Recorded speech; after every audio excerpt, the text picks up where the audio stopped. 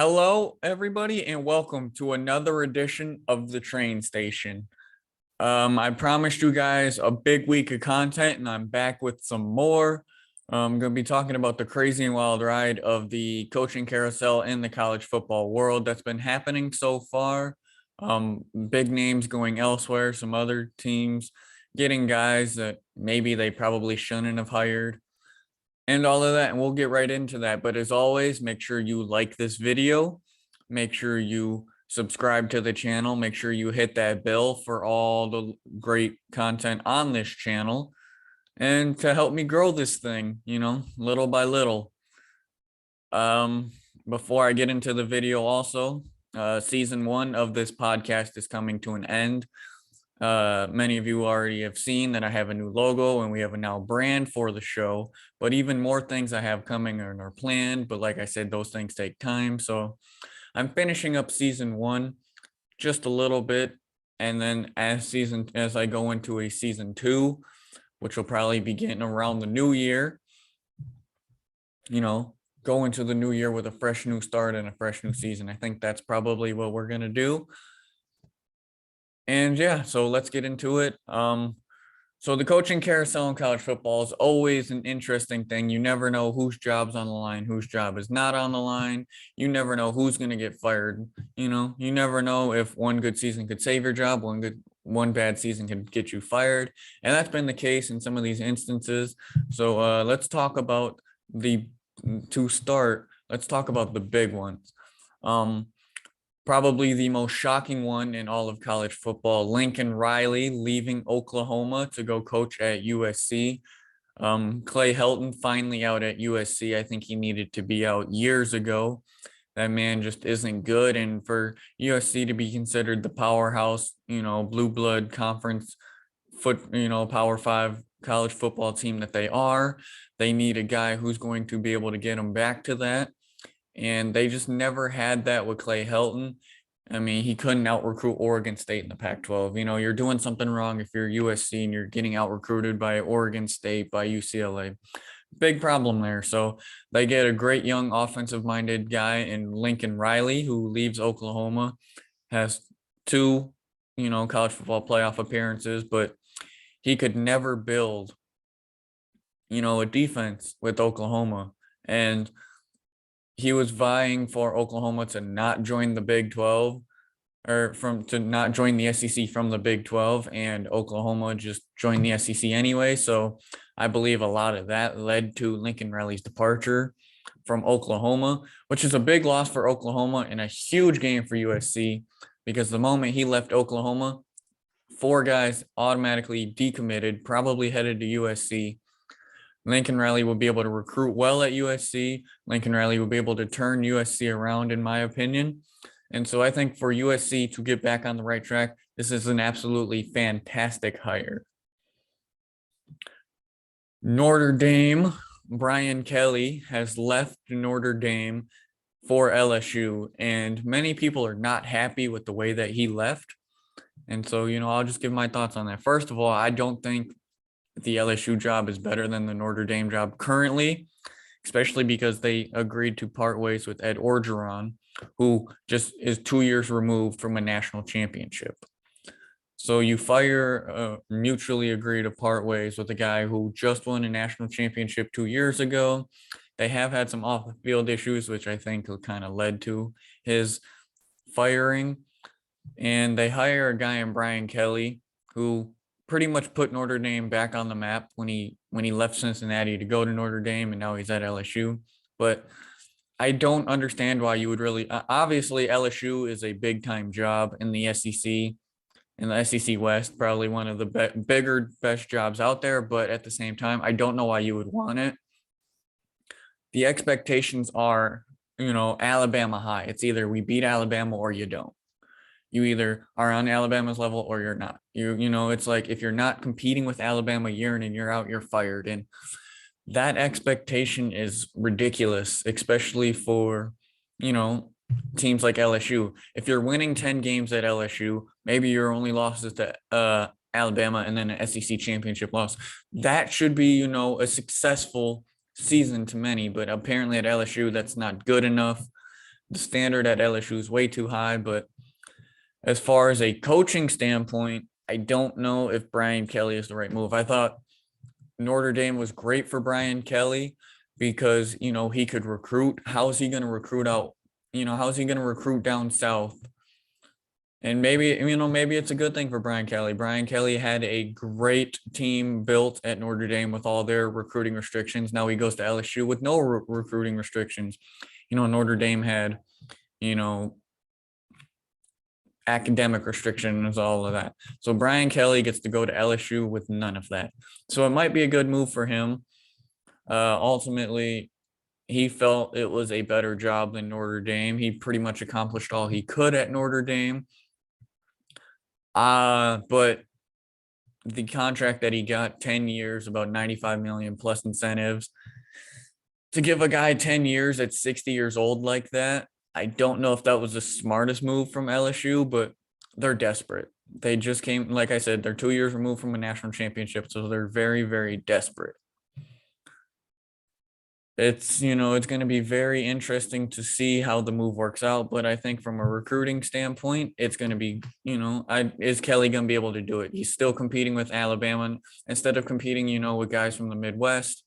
He's now competing with Alabama, who doesn't care about academics. He's competing with Georgia. He's competing with South Carolina, Clemson, all those schools that don't really care about academics.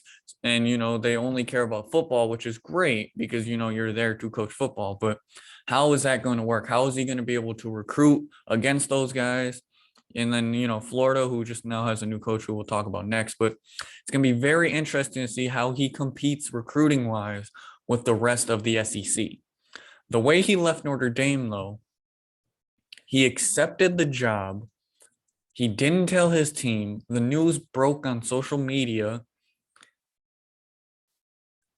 And then he pretty much told them over text, "Yeah, I'm leaving." He had a meeting the next day at 7 a.m. Reports are that the meeting was over by 7:05. By 7:11, he was on a plane to Baton Rouge. And that's just not the right, that's just not something that you do. You claim to care about these players, yada, yada, yada, but then you get a bigger paycheck and suddenly you're gone without saying a proper goodbye to your players. It's like the way he left just wasn't a great way to leave. At least, especially they were number 6 at the time. You have a chance if things go your way. They didn't, but if things go your way, you're possibly in the college football playoff, and you just get up and walk away from all of that. Now, had he accepted the LSU job and said, "I want to finish out the season with Notre Dame, and then I will be going to LSU after the season," that's fine. But you don't just get up and you're like, "Yeah, we're having a 7:00 meeting. Oh yeah, I'm leaving," and then leave. Then, that's effective to not only the coach, but all of the players and all of that as well. So, and a lot of reports say he did the same thing at Cincinnati. So overall, he's just not a good guy. And so I guess LSU's now going to have to pay a price that they have a 60-year-old that if he gets a higher paycheck from somebody else is going to willingly bounce. Now, don't get me wrong. Football, college football, NFL football, college basketball, the NBA, it's a business. The sports world is a business. If there's an opportunity that somebody feels you are worth more than you currently are, obviously you're going to take that. And everybody's like, "Well, he left the way he left." This is the way I look at it. As a human being, if you're working for an employer and a different employer offers you more money and you don't give your current employer a 2-week notice, are you really going to be that upset? It might not be the right way to approach it, but you're going somewhere else where that person or that company or that, organization values you more and they're willing to give you more money. And so ultimately you're going to leave. Now, I only bring that up because it's like everybody is hating on, Brian Kelly for just jolting on Notre Dame. But if you were in his shoes, you would probably do the exact same thing. I'm going to go take more money. They're offering me more money than I'm making at Notre Dame. I feel I've accomplished everything I could here. It's time for me to get up and go. So those that are complaining that he left the wrong way have probably left a job the same way without giving a notice, without telling them that without telling them that you're leaving. You've got up and gone to a different place that you feel is better for you overall. And ultimately, whether we feel it's a bad move, a good move or not, it was his decision, his life, his choice to make. Is there backlash behind it? There's backlash with everything. Had he even done it the right way, people would have said, I don't know why you left Notre Dame to go to LSU. So, regardless, people are going to hate on the decision. Personally, I don't care. He's doing what's best for him. This is what he feels is best for him. So he's going to do that. So LSU gets Brian Kelly. USC gets Lincoln Riley. Florida. Let's talk about Florida for a minute. Dan Mullen, I think, is an outstanding coach, but they fired him. He was a two-time, SEC. They're in a position kind of like LSU was. He was SEC East champion 2 years. He won it a few times, but they struggled this year. And I don't know if it was entirely his fault, but at the same time, they did have, defensive coordinator issues, and they should have probably fired their defensive coordinator last year, but they didn't. So this is one of those situations where Dan Mullen was kind of too loyal and would rather risk his job to save his friends. And so he is out, and Billy Napier, the coach at Louisiana, the Raging Cajuns of Louisiana, Lafayette, is the new coach, and that was pretty much a foregone conclusion. Everybody pretty much expected when Dan Mullen left that Billy Napier would be head coach. It is now made official. Billy Napier is a great hire for Florida. He did great in his short time at Louisiana. They were winning 10 games almost regularly.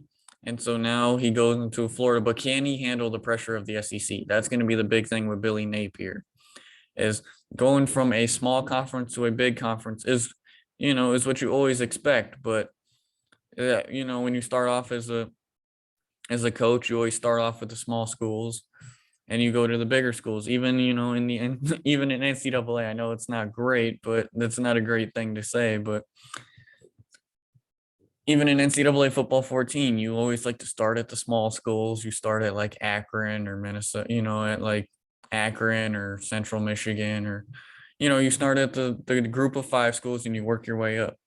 He has a 40-12 record. So, a 40-12 record at a school like Louisiana, they were always considered one of the best group of 5 schools. And now that he's going there, Florida expects him to continue to compete with Georgia, to compete with LSU, and compete with Alabama, but especially Georgia out there in the SEC East. Can he continue it? I think he can. I think this was a great hire for Florida. And hopefully he's not uber loyal to his friends like Dan Mullen, or he'll very soon find himself on the chopping block. But I say it's much like LSU because the expectations at Florida are very high, much like LSU. I would not want an SEC job if I was a head coach, or if there was an SEC opening. There is no way, unless it's Alabama, you could not pay me enough to take an SEC coaching job, because the expectations are just so high and so ridiculous. You're expected to go 12-0 every year, and I get it. It's the SEC. It's considered the greatest conference in college football. It's not, but it's considered that. The expectations are that. So, he has his work cut out for him. Like Brian Kelly, can he recruit with them? Obviously, he did, pretty good at Louisiana. Now he's going to be able to get better talent at Florida. With Florida State still struggling, trying to figure it out, he should, and Miami is an absolute dumpster fire. He should have no problem sweeping, recruiting the area of Florida itself. He should be able to get all the top guys without a problem. Florida is the best team in Florida. They're all, everybody else is kind of struggling. So we'll just have to wait and see if it works out. I think it will. Now, as coaches leave, that opens up spots. The biggest question mark is for Oklahoma. Lincoln Riley jolts to USC. Brian Kelly leaves Notre Dame. They replace, which we'll talk about, they replace him very quickly. Oklahoma's struggling. They're waiting to find the right coach. You can't wait too long. National signing day, early signing day is about a week away. How is that going to affect your recruiting? How is that going to affect your state as you're getting ready for your last few years in the Big 12 before making the jump to the SEC? Reports are they're working on trying to hire Clemson defensive coordinator for the head coaching position. We'll see if they actually do. But Oklahoma has to find out their coaching search very soon. So they're targeting Brett Venables, Clemson defensive coordinator. He was a long time at Oklahoma before that. Bob Stoops is coaching the bowl game instead of Lincoln Riley. As you know, Lincoln Riley's headed to USC. So Bob Stoops is going to coach the bowl game. Maybe they see what Bob Stoops has. Maybe they see if Bob Stoops wants to come back to coach for a little bit. If they can't get a deal with Brett Venables, honestly, I don't know why. I know he was there for a long time, but I don't know why Brett Venables would want this job. You're the highest paid assistant coach. All you have to do is you consistently have one of the best defenses in all of college football. You're getting paid to prove it. I mean, unless he wants to be a head coach, I don't know why Brett Venables would leave Clemson as a defensive coordinator, but if he does ever become a head coach, this would be the job. He worked with Oklahoma for a very long time before going to Clemson. He's very well known in that area. He knows how to recruit that area. So it seems like it's going to be a foregone conclusion that it's going to be Brett Venables. And I think if Brett Venables takes that job, I think Oklahoma will not lose a step. It's clear from the, outside of this year and years past, Clemson is able to compete with the SEC. So bringing in Brett Venables, the focus is going to be on defense. His teams are going to be hard hitting and they're going to be able to compete. And maybe he'll have enough time still being in the Big 12 for a few years. He'll be able to recruit a team to be able to compete in the SEC. And that's really all they're looking for. And so Oklahoma, this would be a home run hire for Oklahoma, which if it's not, then if they can't figure out something with Brett Venables, then they're in trouble and they're going to panic and they're not going to know what to do. Brett Venables, though, would be a fantastic hire. Like I said, if there's going to be any job that Brett Venables leaves Clemson for, it will be Oklahoma. So Oklahoma's going to have to figure it out, though. You're having recruits leave left and right, probably following Lincoln Riley to USC. So you're already getting beat in that department. Hurry up, bring in a coach. Try and salvage what you can from this recruiting class, or next year might be a rough year for Oklahoma. It was already going to be because Lincoln Riley's such an offensive-minded guy. But bringing in a defensive-minded guy is the right move for Oklahoma as they, make that transition into the SEC. Notre Dame replaced Brian Kelly. They hired within. Notre Dame hires Marcus Freeman, the current Notre Dame defensive coordinator, a younger guy, a future star in the coaching industry, is now at Notre Dame, inheriting a very good team that Brian Kelly's leaving behind. Always constantly in the playoff race, despite, having those recruiting restrictions. He was at Cincinnati and helped build Cincinnati into what they are now with Luke Fickell as their defensive coordinator. Went to Notre Dame, and what a rise from Cincinnati defensive coordinator, Notre Dame defensive coordinator, and now Notre Dame head coach in such a short amount of time. What a rise for Marcus Freeman. And it's big news, especially because he is a Black head coach, and having a coach of color head coach at a major Division I school like this is big news, and it has to be addressed, because if I don't address it, you'll hear about it from the news anyways. So it's great. I've always been one to advocate for best man for the job, regardless of, age, color, gender. If a female is the best job for if she's the best for the coaching gig, give it to her. If he is the best guy for the job, give it to him, regardless of color, age, race, etc., all of that, gender. The best person for the job should get the job. Marcus Freeman has a lot to prove, but like I said, he's inheriting a very great team from Brian Kelly. He should pick up and just keep that wheel running perfectly fine. I think Marcus Freeman will be just fine at Notre Dame. Some other job openings and other things, because we pretty much talked about the big ones. TCU, Gary Patterson to step down. SMU coach Sonny Dykes is taking over. SMU is about 40 miles from TCU. So he takes over another one of those group of 5 to Power 5. Can he do it? Washington has a new coach. We talked about Billy Napier already. Clay Helton from USC to Georgia Southern, so he ends up getting a job. What I really want to talk about, though, is this man Don Brown getting the head coaching gig at UMass. I don't know if UMass just doesn't care about football or what. Don Brown ruined the University of Michigan, ran that defense completely into the ground. They get rid of Don Brown, and suddenly they're playing for a national championship. Call that a coincidence? I don't know. Don Brown gets to the defensive coordinator from Michigan. He goes to Arizona as a defensive coordinator. Arizona goes pretty much winless, has one of the worst defenses in the entire country. And UMass is like, hey, you want to come coach for us? So he accepts the coaching gig at UMass, which is not his first gig. He was already at UMass before, from 2004, 2008. He led them back when they were in the FCS, before they made the jump up to the FBS level. They made 2 FCS playoff appearances, and he brought them to a national championship in 2006.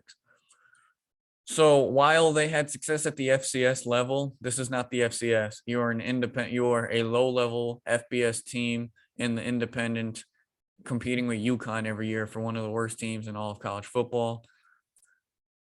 I understand he had success there, but the man is old.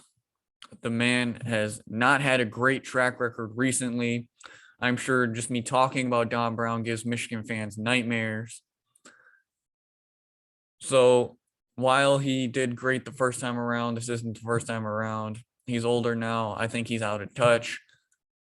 UMass they hired a familiar face just to hire him. I honestly have no idea how he landed a head coaching gig with the last 3 years that he has been coaching defense. I just wanted to bring that up because it amazes me how you can be so bad at your job and it ends up paying off better in a positive way. You can be one of the worst people at your jobs and it pays off in a better way. Somebody values you more than you should be valued, which is absolutely ridiculous how Don Brown is getting a head coaching gig. UMass will continue to be a lousy FBS team, and I think they need to drop back down to FCS. Another coach, I don't understand why you would want this job. I mentioned that they're competing with UConn. Jim Mora taking the UConn job. He had a decent amount of success at UCLA, and now he started to retire a little bit, started getting into the broadcasting world, and now he's going back to UConn. UConn is a mess. Lousy Division I. Their only win, they went 1-11 this year, with their only win being against FCS Yale. They beat an Ivy League school, or I think it might have been either Yale or Holy Cross. Either or, their only win is against an FCS team this year. Don't know why Jim Mora would want it. You're going to recruit the UConn area. Big whoop. There's not a lot of great players that come out of that area. He's going to have to try to dip into, New Jersey, and because there's a lot of great players that come out of the New Jersey area. Jabril Peppers, Rashawn Gary, just to name a few. You're going to have to recruit that area, but you're going to be dealing with Michigan, Penn State, and all of them. Maybe he missed coaching and he's getting back into this, but it's hard to say that he's going to bring any sort of buzz or excitement to a UConn program that honestly, at this point, is just a laughingstock of college football, especially at the Division I level. like UMass, they're a team that needs to drop to FCS. They're 100% a basketball school at this point. So yeah, that's the only thing I can really say at this point for them, is that he misses coaching and he wanted to get back into it. Other things in the coaching carousel, when news breaks of a team wanting your head coach, you're going to go above and beyond to give extensions that probably aren't well deserved. So we're going to talk about some of those extensions. James Franklin at Penn State, PJ Fleck at Minnesota, and Mel Tucker at Michigan State. Lane Kiffin got an extension at Ole Miss, but I think he deserved that extension. Now I'm going to explain all of them. James Franklin, Penn State. You're dealing with Michigan, who seems to be heading in the right direction after Jim Harbaugh took a pay cut. You're dealing with Ohio State. You're dealing with Michigan State. You're dealing with Wisconsin, Iowa. You have done okay, but I don't think what James Franklin has accomplished has warranted a contract extension. They had a very bad year this year. It doesn't look like things are trending upwards anytime soon. Like I said, with Michigan being the team that they are, Michigan State looks like they're trending on the way up. And you always have to worry about Ohio State. He's kind of just an average coach who really hasn't accomplished too much, coming from Vanderbilt, Vanderbilt, they're a baseball school. They don't care about football. He did well there. Gets the Penn State job. He's done a decent job. Made the Big Ten championship a few times, but I don't think the extension is really worth it. I think within a few years he'll probably end up being fired, if he's not fired next year, if he has a year similar to this year. Another guy who's did not deserve an extension, PJ Fleck at Minnesota. Coming from Western, led Western to a 12-0 Western Michigan, leading them to a 12-0 record. Played Wisconsin in the bowl game, showed them why they didn't belong. Goes to Minnesota, brings his recruits with him to Minnesota. He's never won the Big Ten. He's never appeared in the Big Ten championship. And honestly, winning 8 games a year must be good enough for Minnesota, because he doesn't win that many games a year. He hasn't really won too many big games. He hasn't done anything to prove that he deserves an extension yet. Every time his name keeps coming up in coaching searches, LSU, Oklahoma, his name keeps, they might go after PJ Fleck. So what's Minnesota do? They run to get the checkbook out. And they continue to give him raises and extensions when he hasn't done anything to deserve it. There has been nothing since that man left Western Michigan to say, you have deserved a contract extension for more money. I love it, because Minnesota being in the Big Ten and me being a Michigan fan, keeping PJ Fleck around is great news for the rest of the Big Ten, just like James Franklin getting an extension at Penn State is great news for the rest of the Big Ten. Everybody's licking their chops that PJ Fleck is staying and not going anywhere. Everybody's licking their chops that, James Franklin is keeping his job and not going anywhere. The Big Ten loves it. I love it. I think it's stupid. He's done nothing to deserve it. But Minnesota feels he's worth it, and they feel comfortable being average every year, so that's going to be them. Mel Tucker, Tuck coming at MSU. 10-year, $90 million contract extension. I believe it could be like 95 up to 100 mil or something like that. While I think Mel Tucker could get this team going in the right direction,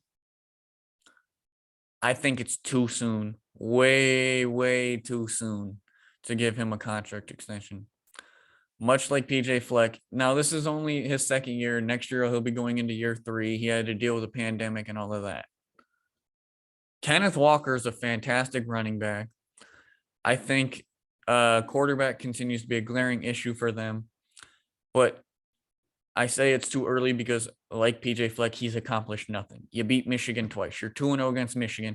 I guess if beating Michigan is the standard at Michigan State, which it is, beating Michigan is the standard at Michigan State, because that's their biggest goal. They don't have any other goals but beating Michigan State, or by not beating Michigan State, beating Michigan. They have no other goal. They don't care about playoffs. They don't care about Big Ten championships. As long as they beat Michigan, their fans are happy. They're happy. That's the standard at Michigan State. So from that perspective, since that's the standard at Michigan State, being 2-0 against your biggest rival, not Michigan, your biggest rival, being 2-0 against them, I guess the contract extension makes sense, but it's too soon. I think Mel Tucker will do great things at Michigan State, will do big things, and will have that team in the right direction, but way, way too soon. I don't think that Mel Tucker deserved it yet. I know they had a good 10-win season. They exceeded expectations. This was a very, very bad team last year, and they beat Michigan. It was also a very, very bad team last year. And he raised those expectations now. Can he uphold those expectations? Will he go 3-0 against Michigan? I doubt it, but we'll see. And, the next goal now for him after you beat Michigan is, will you get Michigan State back to a Big Ten championship? Considering the way that Mark D'Antonio left that program, because he left that program in shambles. He left that program a disaster. Mel Tucker's done a great job. I don't think he was worth the extension yet. That's the key word here, is yet. I do think he'll be one day worth it, but not yet. It was too early, too soon. And Lane Kiffin is another guy over there at Ole Miss. He got a contract extension. I love it. Lane Kiffin has brought energy to that team that they have been missing for a long time. You live in Mississippi, but you got to pick and choose your battles. Brought them to 10 wins in a conference that is absolutely loaded with other teams. He's been recruiting well. Matt Corral has become probably one of the top quarterbacks in the NFL. Nobody expected. He's an offensive-minded guy that can still, recruit defense. And that extension, I know he hasn't done anything at Ole Miss, and that's kind of the part of the reason I've complained about everybody else, in the Big Ten. But Ole Miss doesn't have the standards that those teams have. Ole Miss has to deal with Alabama, and they competed with Alabama this year. They compete with LSU, and he's been doing that. So, if he can stick around a while longer, I think he'll be able to soon beat those teams, and he'll be competing for an SEC championship in no time. Plus, it's great having him around because Mike Leach over there at Mississippi State makes the Egg Bowl one of the most entertaining rivalries because those two personalities just mix so well. I wish that he would be good enough to make the college football playoff because him, Jim Harbaugh, Nick Saban, all in the playoff. Oh, that would just be a massive awesomeness of crazy personalities all over the place. I love me some Lane Kiffin. I think he's doing a great job at Ole Miss, and he will continue to prove that extension. Wasn't hating on Mel Tucker. I think in due time, Mel Tucker's extension will look like a bargain deal. Like I said, it's too early. James Franklin, PJ Fleck, their extensions were not warranted, but I'm glad they're still around. Some guys I think that could be on the hot seat. Miami, what are they doing with Manny Diaz? Your team is in shambles. You should easily be winning. You should easily be competing in the ACC every year. You should only have, losses to Florida State and maybe Clemson. You are supposed to be a blue blood of college football. Those two early 2000 teams, those early 1990 teams, you're supposed to compete. You're supposed to want guys to go to Miami. Nobody wants to go to Miami now. Time to get rid of Manny Diaz. Time to hit the refresh button. Time to try and get that program up to back to where it's supposed to be. Florida State, you inherit. Norval has shown that he's ready to take that next step of Florida State. He also inherited a very bad team. Mike Gundy at Oklahoma State could be on the hot seat. Absolutely has choked away big moments. They were played in the Big 12 championship yesterday. He lost, had a chance to win. His quarterback threw 4 picks. He just has never been able to grab those. He finally beat Oklahoma, but he's never really been able to grab those brass rings and move to the next level. Some other guys on the hot seat. I know I've been calling for Harbaugh's head. And I must say, he is one that I owe a giant apology to. He has this team rolling. Scott Frost, I think, is on the hot seat, but it's not necessarily his fault. 3-9 Nebraska. They retained him for next year, but I'm going to say he's still on the hot seat, because if they have a year like this year where they're in every game but they're not winning, he'll be gone, because Nebraska finished 3-9, but this year they very easily could have been 9-3, 10-2, 11-1. They competed with Oklahoma. They were within one score of Oklahoma, one score within Michigan, one score within Michigan State, one score within, pretty much every game they were in. They were in almost every single game that they played in. Scott Frost is showing he can turn it around. Will he be able to? I guess we'll see.